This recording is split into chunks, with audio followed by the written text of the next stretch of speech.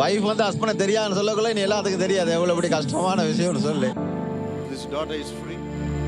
இதுக்கு முதல்ல வந்து டிசம்பர் 4ஆம் தேதி வந்து இவங்களுக்கு எல்லா ஞாபகம் எல்லாம் இல்லாமல் போயிருச்சு. அப்படியே ஃபுல்லாகவே எல்லா ஞாபகம் ஒன்றுமே இல்லை. கடைசியில் வந்து ஒரு 15 நாள் ஹாஸ்பிட்டலில் நிப்பாட்டி இருந்தாங்க. தலைக்கு விச போயிருச்சுன்னு சொன்னாங்க. அப்போ கொண்டு வந்து வச்சுட்டு வீட்டிலேயே இருந்தோம். நான் வந்து ஜனவரி 25ஆம் தேதி வந்தவங்க. பாஸ்டராலும் இவங்க அக்காவும் சேர்ந்து தான் மிரக்கல்டோமை பற்றி சொன்னாங்க. அப்போ சொல்ல தான் இங்கே வந்தோம். புறப்பட் வந்து உள்ளுக்கு என்ட்ரி ஆகிற நேரமே உள்ளுக்கு வாரப்பயே இவங்களுக்கு அங்கே கையெல்லாம் பிடிச்சி ஒரு மாதிரி ஆகிட்டாங்க. அவர் கிட்ட வர நேரம் அங்கிருந்து ஓடி வந்தாங்க. ஓடி வந்து கீழே விழுந்து தவண்டு வந்து புறப்பட்ட கையை கொடுத்தாங்க. அவர் கையை பிடிச்சி ப்ரே பண்ணாரு. சரி, உடனே சரியாயிட்டாங்க. அவள் தன் சொந்த வாழ்க்கையை மறந்து விட்டால் தீர்க்கதரிசி கை வைத்து ஜெபித்த பிறகு அவளுடைய நினைவு உடனடியாக திரும்பியது. கண்டிப்பா சுகம் ஆயிரம் நினைச்சனாலதான் எங்களுக்கு எல்லாம் சுகம் கிடைச்சிச்சு. கை வச்சு ஜெபம் பண்ணாரு. நீங்க கியூர் ஆயிட்டீங்க அப்படின்ட்டு சொன்னாரு.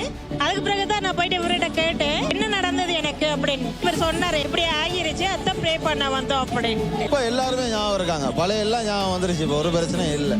ප්‍රොෆට් මේ පතෙන් ආව විතරයි. මෙයා කඩාගෙන ආවා මේ පතට. ප්‍රොෆට් ෆ්‍රී කරා විතරයි. ඒ වෙලාවම මෙයාට ඔක්කොම මතක් වුණා.